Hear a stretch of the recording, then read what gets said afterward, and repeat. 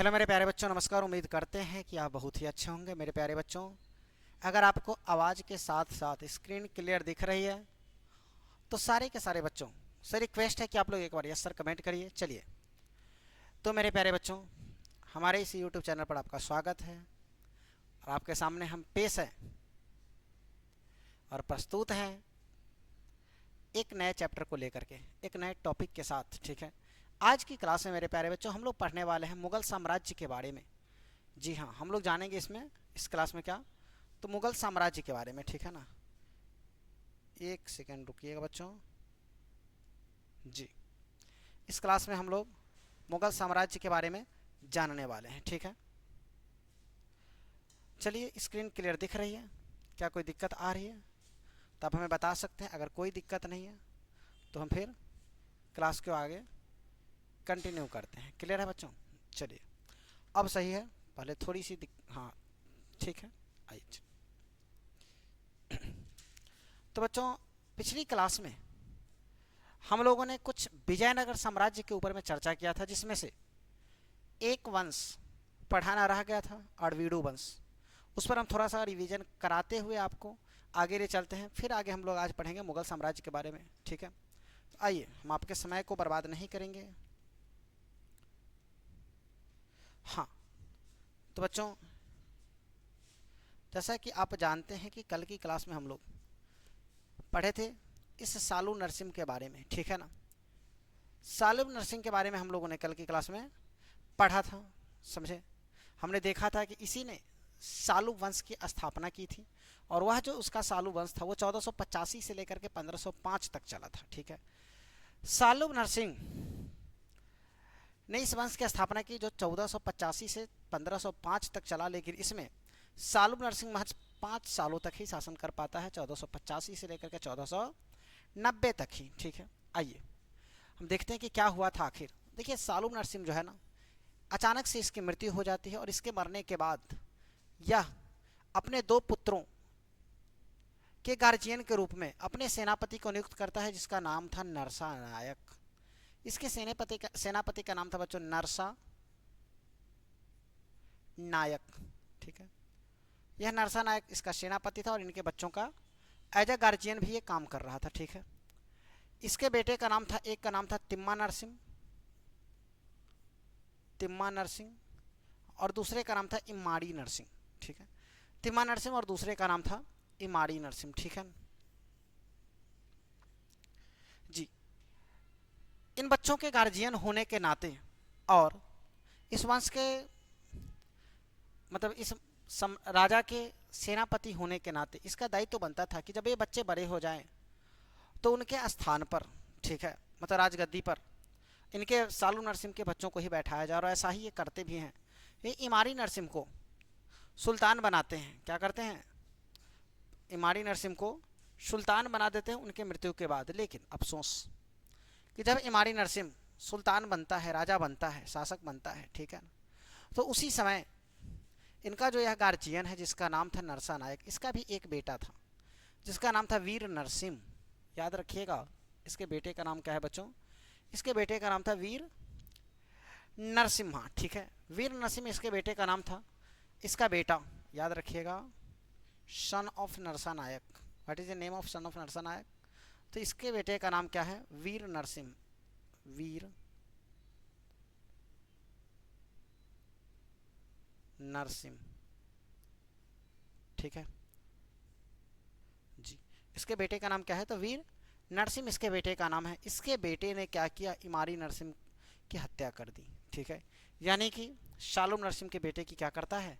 हत्या करता है। और हत्या करने के बाद अगला यह अपने वंश का स्थापना करता है और एक नए वंश की स्थापना करता है।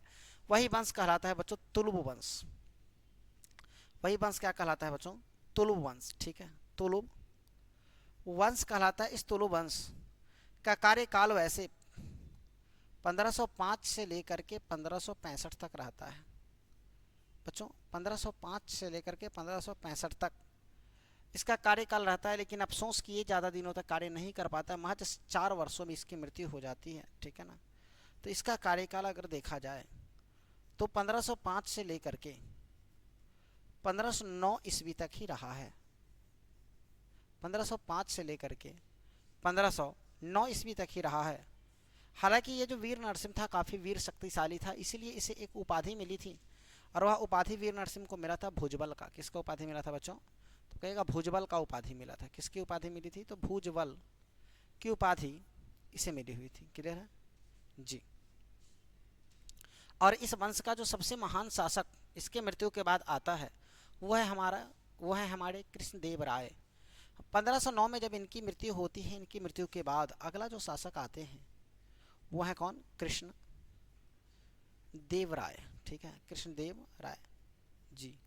1509 में इनकी शासन शुरू होती है और 1509 से लेकर के 1529 तक पूरे के पूरे 20 सालों तक इन्होंने क्या किया है? शासन किया है। 1509 से लेकर के बच्चों 1529 तक इन्होंने क्या किया है? शासन किया है।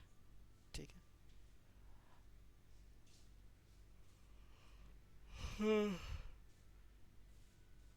तो उम्मीद करते हैं बच्चों कि यहाँ तक जो बातें आपको बताई गई है उसके बारे में आपको स्पष्ट रूप से क्लियर है चीज़ें। आइए थोड़ा सा हम लोग कृष्णदेव राय के बारे में जानते हैं, इनके बारे में पढ़ेंगे। ठीक है, थोड़ा सा चलिए, जिन बच्चों को भी स्क्रीनशॉट लेना है सारे के सारे बच्चे इसका स्क्रीनशॉट ले लीजिए ताकि हम आगे बढ़ें। ठीक है,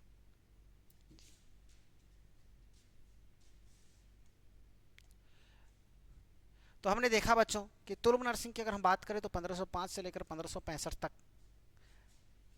सॉरी तुलुम नरसिंह तुलु वंश की अगर हम बात करें तो 1505 से 1565 तक ये वंश चलता है। इस वंश के जो संस्थापक है उनका नाम है वीर नरसिंह। 1505 से 1509 तक हमने अभी आपको बताया कि 1505 से 1509 तक ये क्या करते हैं? शासन करते हैं। उसके बाद इनको उपाधि मिली थी भुजबल की, क्योंकि ये काफ़ी ज़्यादा ताकतवर थे। और इस वंश का जो सबसे महान शासक है उनका नाम है कृष्णदेव राय, जो कि 1509 से लेकर के 1529 तक क्या करते हैं बच्चों? शासन करते हैं। उम्मीद करते हैं कि आपको बातें क्लियरली और स्पष्ट रूप से चीज़ें समझ में आ रही है। अगर सभी चीज़ें क्लियर है तो फटाफट एक बार कमेंट करिए आप लोग, यस सर। आगे बढ़ते हैं। देखिए, अब कह रहा है कि राजा कृष्णदेव राय किनके समय में शासक अभी कौन है? तभी किनका शासन है? तभी शासक जो है वो है राजा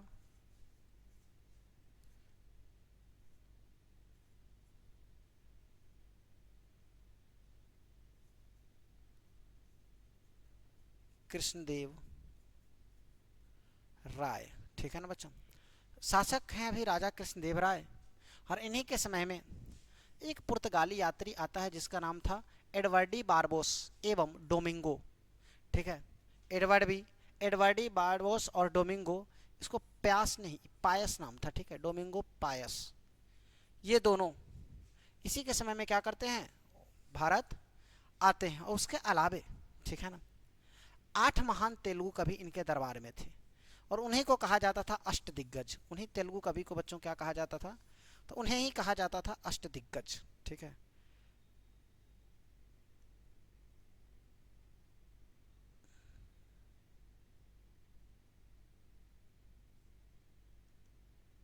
क्लियर है बच्चों?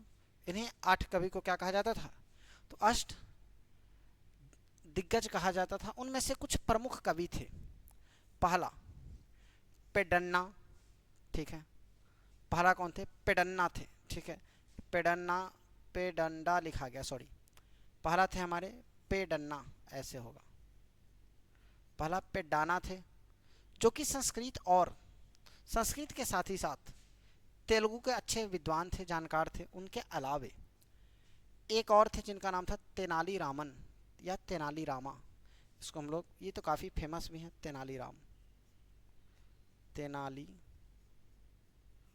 रामन के नाम से फेमस हैं। ठीक है, और ये इन्होंने क्या किया था? ये महाराज पत्नी के नाम पर एक शहर बसाया था, जिस शहर का नाम रखा था इन्होंने हॉस्पेट। शहर का नाम क्या था? हॉस्पेट नाम था। उसके अलावे हलजारा मंदिर, ठीक है, विट्ठल स्वामी मंदिर और साथ ही साथ चिदम्बरम मंदिर की इन्होंने स्थापना करवाई थी। इन तीनों मंदिरों की इन्होंने क्या करवाई थी? स्थापना करवाई थी। एक बार आप लोग इसका स्क्रीनशॉट लीजिए बच्चों, जिन बच्चों को भी लेना है, फिर हम आगे बढ़ते हैं। ठीक है ना, इन मंदिरों की इन्होंने क्या करवाई? स्थापना करवाई थी। क्लियर है?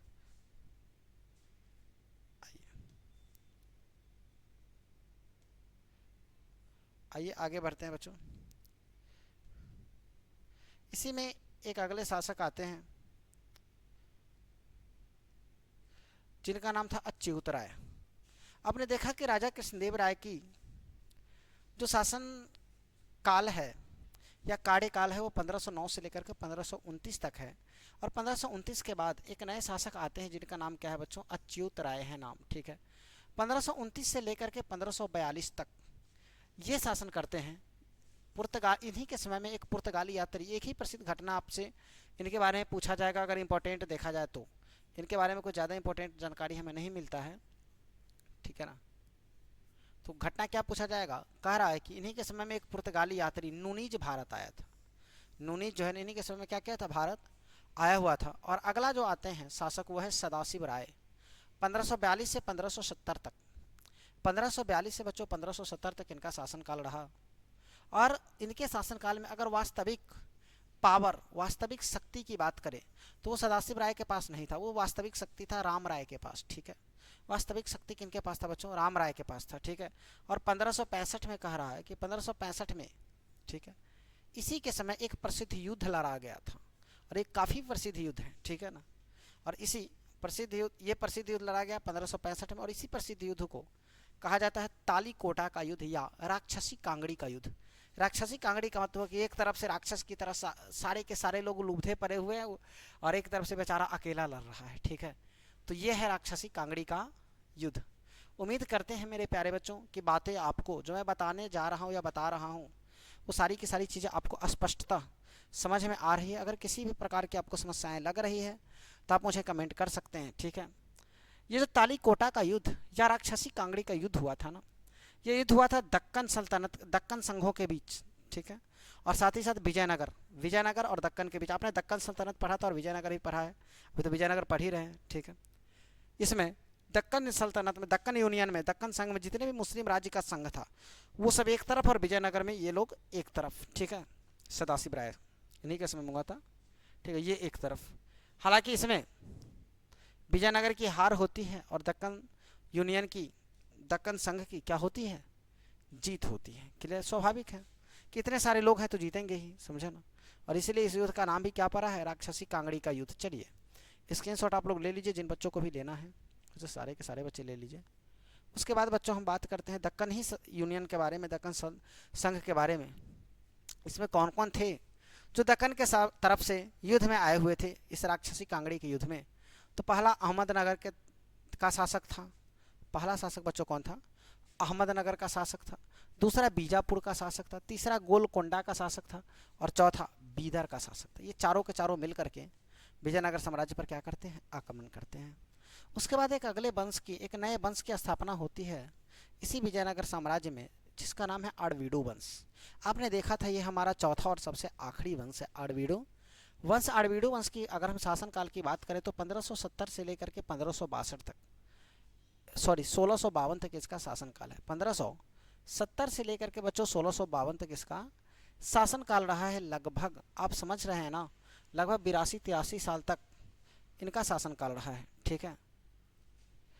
और इस वंश के, इस आड़वीडू वंश के अगर हम संस्थापक की बात करें बच्चों तो इसके जो फाउंडर, इसके जो संस्थापक, उनका नाम है तिरुमल, जो 1570 से लेकर के 1652 तक शासन नहीं किए हुए हैं, ठीक है।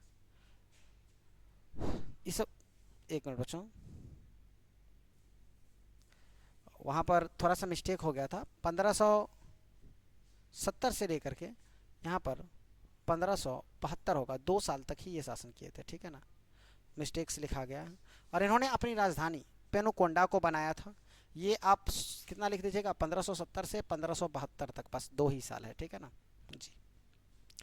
और इस समय सबसे, इस वंश में, आड़वीडू वंश में सबसे पहला शासक थे तिरुमल, जो 1570 से 72 तक शासन किए, ठीक है ना।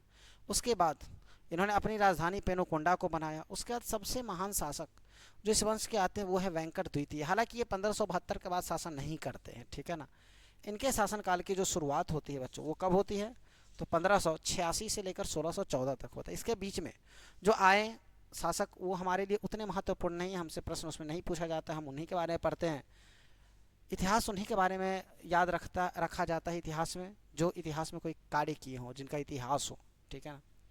तो बच्चों उसका सबसे महान शासक जो इस वंश के हैं उनका नाम है वेंकट द्वितीय, जो कि 1586 से 1614 तक शासन करते हैं, ठीक है ना जी। और इन्होंने अपनी कैपिटल, अपनी राजधानी चंद्रगिरी को बनाया था। और इस वंश के जो सबसे अंतिम और आखिरी शासक हैं, लास्ट रूलर है, उनका नाम है श्रीरंग तृतीय। इस वंश के सबसे आखिरी शासक मेरे प्यारे बच्चों कौन है, तो आप कहिएगा श्रीरंग तृतीय। क्लियर है चीज़ें। तो हम उम्मीद करें या उम्मीद करते हैं कि आपको जो बातें मैं बता रहा हूँ ये सारी की सारी बातें आपको स्पष्टता समझ में आ रही है। आप लोग इसका स्क्रीनशॉट ले लीजिए। अब हम लोग इसके बाद चलते हैं वापस से अपने मध्यकालीन भारत, जिसमें हम लोग 1506 से लेकर 1707 के में हो रहे घटनाओं के बारे में पढ़ना था। 1506 नहीं बच्चों, मध्यकालीन भारत में अब हम लोग पढ़ने वाले हैं 1526 से लेकर के, ठीक है, 1707 तक की घटनाओं में। उस 1526 में शुरुआत होती है जो, अब वो होगा मुगल साम्राज्य का। इससे पहले हम लोगों ने देखा कि कैसे तुर्क आक्रमण होता है, अरबी आक्रमण होता है, दिल्ली सल्तनत पर कौन कौन से नए नए शासक, यानी कि दिल्ली सल्तनत से का महत्वपूर्ण हिस्सा है, पूछा जाता है प्रश्न में। अलग अलग वंशों के बारे में हमने पढ़ा, जैसे कि खिलजी वंश, लोदी वंश, गुलाम वंश, इन तमाम वंशों को हमने पढ़ा। और आपने देखा कि आखिरी में बाबर के द्वारा इब्राहिम लोदी की हत्या करके लोदी वंश की समाप्ति कर दी जाती है, ठीक है ना। उसके बाद भी एक दो आए लेकिन उतने प्रसिद्ध वो नहीं रहे, ठीक है। उसके बाद शुरू होता है मुगल साम्राज्य का। लेकिन मुगल साम्राज्य के समय हमने आपको कहा कि कुछ ऐसे भी क्षेत्र थे जो कि मोहम्मद बिन तुगलक के टाइम में ही, तुगलक वंश के समय में ही, ठीक है, अपने आप को स्वतंत्र कर लिए थे। वो अपने एक अलग साम्राज्य की स्थापना कर चुके थे। और ये अधिकतर बच्चों हुआ था हमारा दक्षिण भारत, साउथ इंडिया की तरफ, ठीक है ना। तो वो जो अलग अलग साम्राज्य की स्थापना हुई थी, उन्हीं साम्राज्य के बारे में, सॉरी बच्चों, उन्हीं साम्राज्य के बारे में हमने अभी पढ़ा है, ठीक है ना। एक था बहमनी साम्राज्य और दूसरा था विजयनगर साम्राज्य, ठीक है। एक मुस्लिम साम्राज्य की स्थापना होती है जिसको बहमनी साम्राज्य कहते हैं, और एक हिंदू साम्राज्य की बच्चों स्थापना होती है जिसे हम लोग विजयनगर साम्राज्य कहते हैं। अब ये दोनों साम्राज्य आर्वीडू वंश के साथ ही समाप्त हो गया। अब हम लोग आज की क्लास में आगे चर्चा करेंगे मुगल साम्राज्य के बारे में, कैसे कैसे मुगल साम्राज्य का उदय होता है और 1897 में आते आते कैसे इनका अंत होता है, ठीक है। यानी कि सही मायने में अगर देखा जाए तो मुगल का जो शासन, मुगल साम्राज्य का जो शासन काल था बच्चों, वह हमारा मुगल साम्राज्य की शुरुआत होती है 1526 में, ठीक है। मुगल साम्राज्य की बच्चों शुरुआत होती है कब, 1526 में। उसके किसके साथ युद्ध होता है बच्चों, बताइए आप जल्दी। हमने आपको पढ़ाया था पिछली बार कि महमूद लोदी, सॉरी, इब्राहिम लोदी के साथ पानीपत का प्रथम युद्ध लड़ा जाता है, ठीक है। और पानीपत के प्रथम युद्ध के साथ ही मुगल साम्राज्य की शुरुआत होती है 1526 ईस्वी में। और औरंगजेब के मरने के बाद धीरे धीरे धीरे धीरे, यानी कि 1707 में जब औरंगजेब की मृत्यु होती है, तो इसके मरने के बाद, ठीक है, मुगल का धीरे धीरे धीरे धीरे अंत होना शुरू हो जाता है। और उसके बाद हम लोग आधुनिक भारत के इतिहास में प्रवेश करते हैं और आधुनिक भारत का इतिहास पढ़ते हैं। लेकिन अभी फ़िलहाल हम लोग 1526 से लेकर के शुरू ही किए हैं, तभी पढ़ेंगे 1707 तक। लेकिन मुगल की साम्राज्य का अंत धीरे धीरे धीरे धीरे जब पूर्ण रूप से अंत होता है वो है 1857, यानी 1526 से लेकर के 1857 तक, ठीक है, मुगल साम्राज्य रहा है। और कह रहा है मुगल साम्राज्य को ना भारतीय इतिहास का द्वितीय स्वर्णकाल कहा गया है। बच्चों भारतीय इतिहास का द्वितीय स्वर्णकाल इसी को कहा गया। आप कहेगा सर पहला स्वर्णकाल किसको कहा गया था, तो 1319 से लेकर के 550 ईस्वी तक लिख लीजिएगा, सॉरी 319 से लेकर के 319 ईस्वी से लेकर के 550 ईस्वी तक, ठीक है ना। इस बीच में जो काल है इसी काल को कहा जाता है प्रथम स्वर्णकाल, ठीक है ना। और ये काल होता है गुप्त काल। यह काल किनका काल है, किसका, गुप्त काल है, ठीक है ना जी। यह हमारा गुप्त काल होता है, ठीक है। तो भारतीय इतिहास का द्वितीय स्वर्णकाल, ठीक है, सेकेंड गोल्डन इरा इसको कहा जाता है। और इस साम्राज्य के, मुगल साम्राज्य के संस्थापक की अगर हम बात करें बच्चों, तो इसके संस्थापक है जहीरुद्दीन मोहम्मद बाबर। इसके संस्थापक कौन है, जहीरुद्दीन मोहम्मद बाबर। अब हम अगर बात करें बाबर के बारे में तो 1526 में 1530 तक 4 सालों तक इन्होंने शासन किया है। 1526 से लेकर के 1530 तक इन्होंने क्या किया है, शासन किया है। और इनके जन्म की बात करें तो 14 फरवरी 1483 में इनका जन्म हुआ था। तुर्की के फरगना में इनका जन्म कहाँ हुआ था बच्चों, तुर्की के फरगना में इनका जन्म हुआ था 14 फरवरी 1483 में। वर्तमान में अगर देखा जाए तो यह जो जगह है ना फरगना, यह वर्तमान में अभी कहाँ पर है, तो यह उज्बेकिस्तान में आता है, यह जगह उज्बेकिस्तान में आता है, ठीक है ना। इसके पिता का नाम उमर शेख मिर्ज़ा था और इनके माता का नाम कुतलुक निगर बेग था, ठीक, कुतलुक निगर बेग था, ठीक है। यह है शॉर्ट इंट्रो अबाउट बाबर, ठीक है। इसके आगे हम विशेष रूप से भी पढ़ ही रहे हैं, अभी तो शुरू ही हुआ बाबर की कहानी। चलिए, उम्मीद करते हैं कि यहाँ तक बातें आपको समझ में आई है और आप इसका स्क्रीनशॉट ले लीजिए। आगे बढ़ते हैं बच्चों। फिर देखिए, अब अगर देखा जाए हम इस बाबर की बात करें ना, तो ये बाबर तैमूर और चंगेज खान का वंशज था। तैमूर और चंगेज खान का क्या था बच्चों, वंशज था। चंगेज खान के वंश से इनकी माता थी, यानी मातृपक्ष अगर देखा जाए तो वो चंगेज खां से है। और पितृपक्ष अगर देखा जाए बच्चों तो ये किससे है, पितृपक्ष अगर देखा जाए बच्चों ना, तो पितृपक्ष किधर से है, तो तैमूर से है। वैसे बाबर जो है ना चंगेज खां का वंशज कहलाने से ज़्यादा खुशी और गर्व महसूस करता था तैमूर का वंशज कहलाने में, ठीक है ना, क्लियर। वैसे अगर देखा जाए तैमूर के वंशज की बात हम करें तो तैमूर के तरफ से तैमूर का यह 5वां वंशज था। तैमूर का बच्चों यह क्या है, 5वां, दिख तो रहा है, ठीक है। और मातृपक्ष से अगर हम बात करें तो चंगेज खान का यह 14वां वंशज था, 14वां वंशज था यह मातृपक्ष से, क्लियर है। इस बात को ध्यान रखिएगा, कभी कभी ऑब्जेक्टिव में सवाल पूछ दे, ऐसे पूछने की संभावनाएं बहुत कम है। कम मैं नहीं बता रहा हूँ, मैंने कहा बहुत कम है, समझे जी। हाँ, तो आगे बढ़ते हैं बच्चों। देखिए, करा इन 1494 मतलब 1494 की बात है। At the age of 11 year मतलब 11 साल की उम्र में ही became the ruler of Fergana, मतलब यह जब 14 साल का ही था, सॉरी 11 साल का था ना, तो 11 साल में ही 11 साल में यह फरगना का शासक बनता है, फरगना का रूलर बनता है, ठीक है। और 1494 से लेकर 1502 तक इसने समरकंद को 3 बार जीता था। सोचो, बचपन से ही जीतते आ रहा है, 3 बार समरकंद को इसने क्या किया, जीत लिया। और 1502 में इसने एक प्रसिद्ध युद्ध लड़ा, जो युद्ध है उसका नाम है सर ए पूल युद्ध। इस युद्ध को क्या कहते हैं बच्चों, तो सर ए पूल का युद्ध, ठीक है ना। हाँ, इस युद्ध को कहा जाता है sir A, battle of sir A pool, ठीक है। यह युद्ध बाबर और सैबन्नी खान के बीच में हुआ, 2 लोगों के बीच में यह युद्ध हुआ है बच्चों। एक बाबर था और दूसरा कौन थे, हमारे सैबन्नी खान है। लेकिन अफसोस की बाबर की इसमें हार होती है और जीतते कौन है, सैबन्नी खान की जीत होती है, क्लियर है। 1504 में कह रहा है, 1504 में बाबर ने काबुल एवं कंधार पर शासन किया, काबुल और कंधार दोनों को जीता और दोनों पर ये क्या करता है, शासन करता है। उसके बाद 1507 में इसने पादशाह एवं बादशाह की उपाधि धारण की। यानी कोई आपसे पूछे कि बताइए पहला मुगल साम्राज्य कौन था, मुगल शासक कौन था जिसने पादशाह या बादशाह की उपाधि धारण की थी, तो हम कहेंगे बाबर, ठीक है। वैसे मुगल की स्थापना करने वाला भी कौन है, तो बाबर ही है, क्लियर है बच्चों, ठीक है ना। लीजिए आप लोग इसका स्क्रीनशॉट ले लीजिए जल्दी से। चलिए फिर हम आगे बढ़ते हैं और अगले पॉइंट में कहा जा रहा है, देखिए कह रहा है कि हाँ जी, अभी बाबर के बारे में ही हम लोग बहुत सारी चीज़ों के बारे में पढ़ेंगे। कह रहा है बाबर का पहला आक्रमण, बाबर का जो प्रथम आक्रमण था वो 1519 में बाजौर पर हुआ था। एक जगह है बाजौर, वहाँ पर हुआ था और वहाँ पर यूसुफ जई जाति की को हराकर भेड़ागढ़ के किला को अधिकार में ले लिया, ठीक है। और यूसुफ जई जाति की के ही महाराज जो थे उनकी पुत्री का नाम था मुबारक यूसुफ जई, मुबारक यूसुफ जई।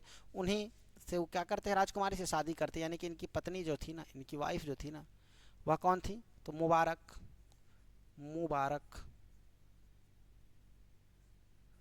यूसुफ जई, मुबारक यूसुफ जई, ठीक है ना। कर पहली बार गोले एवं बारूद के साथ इसने युद्ध किया था। पहली बार यह युद्ध गोला और बारूद के साथ किया हुआ था, ठीक है। और इनकी मृत्यु 1530 में आगरा में ही हो जाती है। और इनका कब्र, पहला ऐसा शासक था जिसका दो दो कब्र है। पहला कब्र इनका आराम बाग में था, इनको पहले आराम बाग में दफनाया गया, जिसको नूर बाग भी कहा जाता है, और ये आगरा में है, ठीक है ना। लेकिन इनकी पत्नी को ये पसंद नहीं आई। कौन पत्नी? वही मुबारक यूसुफ जई, ठीक है। तो इनकी वाइफ ने क्या किया, उस कब्र में से इनको निकाल करके वापस से ले जा करके दफनाया, कहाँ पर? काबुल में। वापस से यहाँ से ले जा करके उन्होंने इन्हें काबुल में दफनाया, ठीक है। और काबुल कहाँ पर है? अफ़गानिस्तान में है, ठीक है। और इनकी वाइफ जो थी, इनकी वाइफ का नाम है मुबारक यूसुफ जई, जिनके द्वारा इनको दोबारा दफनाया गया। तो आपसे कोई पूछे कि इतिहास में दो बार दफनाया जाने वाला शासक कौन था, तब क्या कहिएगा? अब कहिएगा बाबर, जिसको दो दो बार दफनाया गया, ठीक है ना जी। ऑटोबायोग्राफी का मतलब होता है आत्मकथा, और बायोग्राफी का मतलब होता है सिंपल सा जीवनी। याद रखिएगा, ऑटोबायोग्राफी का मतलब होता है बच्चों आत्मकथा, यानी इसने अपनी आत्मकथा स्वयं लिखी है, ठीक है।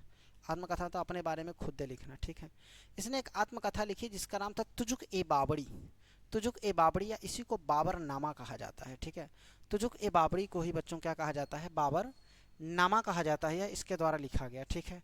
आइए आगे बढ़ते हैं। उसके बाद क्या है अगला पॉइंट? अगले पॉइंट में मेरे प्यारे बच्चों, कह रहा 1520 से लेकर 1524 तक बाबर ने उत्तर भारत में 3 और आक्रमण किया। नॉर्थ इंडिया में, उत्तर भारत और दक्षिण भारत, ठीक है। आप लोग जानते हैं उत्तर भारत जब कभी भी कहा जाए बच्चों, तो आपके मन में एक प्रश्न आता होगा कि सर भारत का कौन सा हिस्सा? तो बच्चों भारत का हमारा ये वाला जो हिस्सा है ना, इसी को हम लोग क्या कहते हैं? उत्तर भारत, ठीक है जी। हाँ, यह ऊपर वाला जो हिस्सा है ना, ये वाला, इससे ऊपर वाले हिस्सा को हम लोग नॉर्थ इंडिया कहते हैं, उत्तरी भारत कहते हैं, ठीक है जी। तो इसी क्षेत्र की बात हो रही है, ठीक है। उत्तर भारत कहे तो इसी क्षेत्र की हो रही बात, ठीक है ना। हाँ, तो कह रहा है, यह क्या कह रहा है कि बाबर ने उत्तर भारत में 3 और आक्रमण किए। और उतना ही नहीं, कह रहा Lodhi was ruler in Delhi, उस समय में, ठीक है ना, दिल्ली में कौन सा वंश चल रहा था?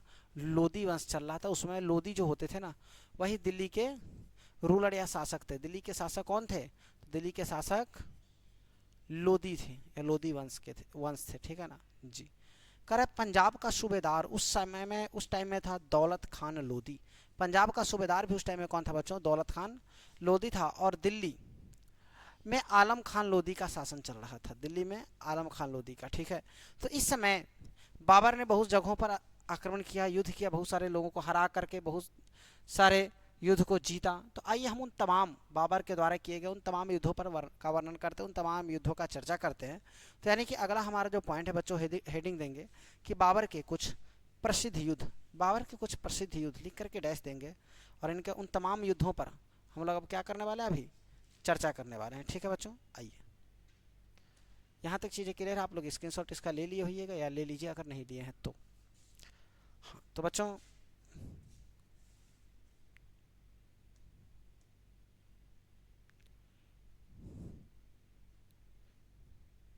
देखिए, सबसे पहले अगर युद्ध की हम शुरुआत की बात करें बच्चों, तो 1526 में युद्ध लड़ा जाता है, बैटल ऑफ पानीपत। ये आपने देख लिया, सबसे पहला युद्ध इसका यही है, बैटल ऑफ पानीपत, माने पानीपत का प्रथम युद्ध। लिख देते हैं हम हिंदी में भी, ठीक है बच्चों। पानीपत जगह का नाम है, पानीपत का प्रथम युद्ध, पानीपत का प्रथम युद्ध, ठीक है। और यह जो युद्ध है बच्चों, वह लड़ा गया किसके किसके बीच? तो बाबर और इब्राहिम लोदी के बीच लड़ा गया यह युद्ध। यह लड़ाई लड़ी गई किनके बीच? तो बाबर और इब्राहिम लोदी के बीच यह घमासान युद्ध हुआ, जिसमें इब्राहिम लोदी युद्ध में मारा गया, युद्ध में मारा गया, ठीक है। और इस समय जब युद्ध हुआ था तो इसने तुलगामा युद्ध की नीति अपनाई थी इसने, क्योंकि इस तुर्की में इसका जन्म हुआ था, इसने तुलगामा युद्ध की नीति अपनाई थी। और इसने कुछ महत्वपूर्ण कार्य भी किए हैं।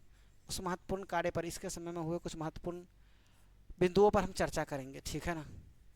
वो महत्वपूर्ण, एक मिनट बच्चों,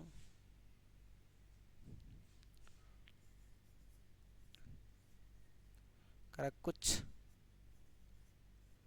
महत्वपूर्ण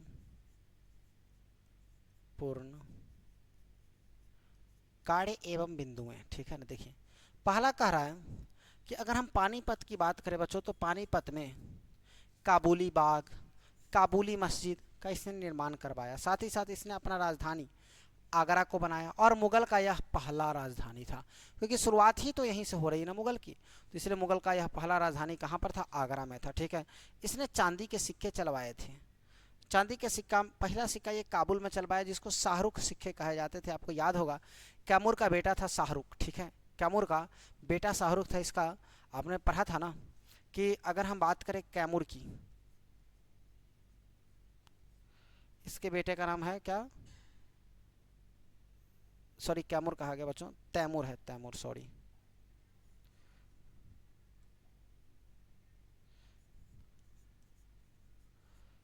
तैमूर का बेटा क्या था, शाहरुख है, शाहरुख। ये पहला है पीढ़ी, ये दूसरा वंश है, ये तीसरा वंश है, ये चौथा वंश है, और सबसे महत्वपूर्ण ये हमारा पांचवा वंश है, जिसमें हम देख रहे हैं कि हमारे पास कौन है, बाबर है। हम बाबर पर चर्चा कर रहे हैं, ठीक है ना जी। इसमें भी कोई होगा, इसमें भी कोई होगा, और आखिरी में कौन आता है, पहला, दूसरा, तीसरा, चौथा, पांचवा, ठीक है ना जी। तो बाबर पर हम चर्चा करते हैं, ये पांचवा है। तो यानी अगर देखा जाए तो इसके पापा नहीं, दादा नहीं, परदादा थे शाहरुख, ठीक है। तो अपने परदादा के नाम पर इसने क्या किया था, काबुल में एक सिक्का चलवाया था, जिसको शाहरुख सिक्के कहे जाते हैं। उसके बाद कंधार में इसने बाबरी सिक्के अपने नाम पर चलवाए थे।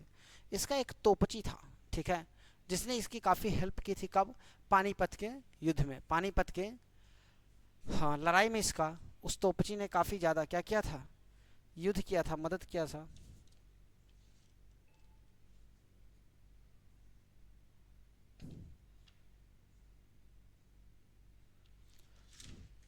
क्योंकि आपने देखा कि ये यूसुफजई पर भी जो आक्रमण किया था, उसमें तोप का, गोला बारूद का इसने प्रयोग किया था, ठीक है। सबसे पहले भारत में तोप, गोला बारूद के साथ अगर आपसे पूछे कि युद्ध लड़ने वाला शासक कौन था, व्यक्ति कौन था, तो आप कहिएगा बाबर, ठीक है ना। उसके बाद आपको हम बता दें कि जो तोप चलाने वाला होता है उसको तोपची कहते हैं, ठीक है। अब कोई बच्चा ये ना पूछ देना कि सर जी तोप क्या होता है, ठीक है, क्योंकि हम जानते हैं कि आप तमाम बच्चों को तोप के बारे में तो ज़रूर आइडिया होगा, इतना बेसिक चीज़, क्योंकि ऐसा इस टाइप का कुछ रहता है मशीन इसमें जी।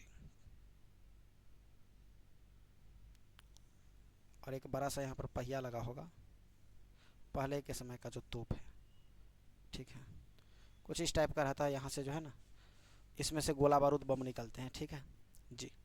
तो तोपची की अगर हम बात करें बच्चों, तो ये जो तोपची है, इस तोपची का नाम था उस्ताद अली एवं मुस्तफ़ा खान। दो तोपची थे इनके सबसे प्रमुख, एक का नाम है उस्ताद अली, और दूसरे का नाम क्या है बच्चों, मुस्तफ़ा खान नाम है। तो हम उम्मीद करते हैं कि यहाँ तक बातें आपको स्पष्ट रूप से समझ में आ रही है। चलिए मेरे प्यारे बच्चों, आगे बढ़ते, आप लोग स्क्रीनशॉट इसका एक बार ले लीजिए।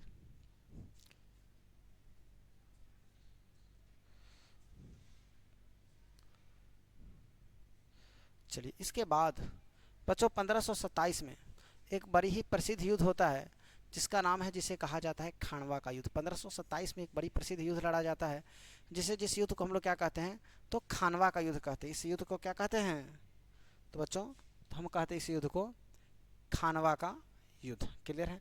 इस खानवा के युद्ध में क्या होता है, बाबर जिहाद का नारा देता है, यानी कि धर्म के लिए अपने लोगों को प्रेरित करता है, समझाता है, बुझाता है कि भाई तुम्हारा धर्म खतरे में है, इस्लाम खतरे में है, इस्लाम का साथ दो, इसे जिताने का कार्य करो, ठीक है। और इसने जिहाद का नारा दिया, और पहली बार जिहाद का नारा देता है, और लोग इसकी बातों से काफ़ी ज़्यादा प्रभावित हो जाते हैं, और प्रभावित होने के बाद अच्छा खासा युद्ध होता है। और उसी युद्ध में इधर राणा संगा, मेदिनी राय और महमूद लोदी, तीन तीन शासक थे, तीन तीन लोग थे युद्ध में, और उधर अकेला बाबर था। लेकिन फिर भी जीत किसकी होती है, बाबर की होती है, और जिहाद के नारा के बल पर ये क्या होता है, युद्ध जीत जाता है, ठीक है। और उसी समय जब वो युद्ध जीतता है, तो इसे एक उपाधि मिलती है, वो उपाधि एक गाजी की। किसकी उपाधि मिलती है बच्चों, तो इसे गाजी की उपाधि मिलती है। क्लियर है चीज़ें। उसके बाद इसका एक चीफ कमांडर था, इसका नाम ये क्या था, एक चीफ कमांडर, चीफ, स्पेलिंग देख लेना बच्चों, हो सकता है गलती हो। इसका एक चीफ कमांडर है और उस चीफ कमांडर का नाम था मीर बाकी। इस चीफ कमांडर का नाम क्या है बच्चों? इसका नाम था मीर बाकी, ठीक है ना। यह जो है मीर बाकी नाम था। 1527 और 28 की बात है, 1527-28 में मीर बाकी के द्वारा ही बाबर के नाम पर एक बाबरी मस्जिद बनवाया गया था। यही है मीर बाकी, यही जो भाई साहब है ना, यही मीर बाकी है, ठीक है जी। और यही हमारा बाबरी मस्जिद है, यही मस्जिद है। ये कौन सा मस्जिद है बच्चों? तो यही हमारा बाबरी मस्जिद, ठीक है, बाबारी नहीं, सॉरी, यही मस्जिद हमारा क्या है? तो बच्चों ये है हमारा बाबरी मस्जिद, यही हमारा बाबरी मस्जिद है, ये वाला, ठीक है ना जी। तो मेरे प्यारे बच्चों, हम ये मान कर चलते हैं और उम्मीद करते हैं कि आज की जो बातें अब तक हमने आपको बताई वो आपको स्पष्टता सारी की सारी बातें क्लियरली समझ में आ रही है। किसी कोई दिक्कत है, समस्या है तो आप बता सकते हैं। इसके बाद हम आगे बढ़ते हैं कुछ प्रमुख युद्ध पर, ठीक है। 1528 में एक और प्रसिद्ध युद्ध लड़ा जाता है जिसको कहा जाता है चंदेरी का युद्ध। ये युद्ध बाबर और मेदिनी राय के बीच लड़ा जाता है, जो कि मालवा के शासक थे। उसमें मालवा के शासक यानी कि मेदिनी राय की हार होती है और बाबर की क्या हो जाती है इसमें भी, तो जीत होती है। 1529 में इसने एक और प्रसिद्ध युद्ध लड़ा जिसको कहा जाता है घाघरा का युद्ध। इसमें भी बाबर की जीत होती है और अफगान के शासक महमूद लोदी की क्या होती है, हार होती है, ठीक है। इसके बाद हाँ वो उसके बाद इब्राहिम लोदी के बाद ये आया था जी। उसे 1530 में बाबर की मृत्यु हो जाती है और इसे आगरा के आराम बाग में क्या कर दिया जाता है, दफना दिया जाता है, जिसको आराम बाग या नूर बाग कहते हैं, आप जानते हैं, ठीक है। और आपको पता है कि इनकी पत्नी को, जो कि यूसुफजई जाति की थी, मुबारक यूसुफजई, उनको ये रास नहीं आया कि हमारे पति को आगरा में दफनाया जाए। तो उसने क्या किया, इनकी कब्र से इनको निकलवा करके वापस से ले जा करके काबुल में दफनवाया, ठीक है जी। तो आपसे पूछेगा कि इतिहास में 2 बार दफनाए जाने वाला शासक कौन सा है, तो आप कहिएगा बाबर। 2 बार दफनाए जाने वाला शासक कौन सा है बच्चों? तो हम कहेंगे बाबर। क्या कहेंगे? बाबर कहेंगे, ठीक है। और बाबर का पुत्र की अगर हम बात करें तो इसके 4 बेटे थे। एक था हुमायूं, दूसरा था कामरान, एक मिनट, हाँ, एक था हुमायूं, दूसरा है बच्चों कामरान, तीसरा था अक्सारी और चौथा था हिंदल। ये 4 इसके बेटे थे, जिसमें सबसे बड़ा बेटा, ठीक है ना, एल्डेस्ट सन अगर देखा जाए तो यही था।